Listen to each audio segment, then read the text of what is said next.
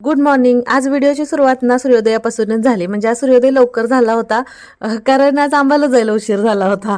मग त्याच्यामुळे म्हटलं चला आज सूर्यदेवाचं लवकर दर्शन घेतलं आणि मग आम्ही पुढच्या तयारीला लागलो. रनिंग वॉकिंग झाली आणि घरी आलो. पण उशीर झाला होता, पण गॅप पडू द्यायचा नाही म्हणून एक्सरसाइजला काही सुट्टी दिली नाही बरं का. मग ती एक्सरसाइज झाली इथं आमची. आणि इकडं मग आरोचं आरोच्या पप्पांची इकडे सुरूच होती बघा.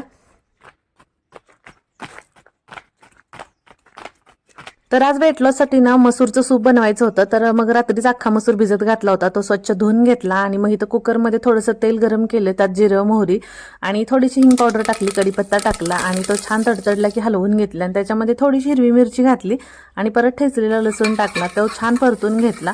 आणि त्याच्यानंतर त्याच्यामध्ये ना अगदी थोडीशी हळद घालून घेतली, हळदसुद्धा नीट व्यवस्थित परतून घेतली आणि इथं अगदी थोडीशी तेलात कोथिंबीर टाकली बरं का.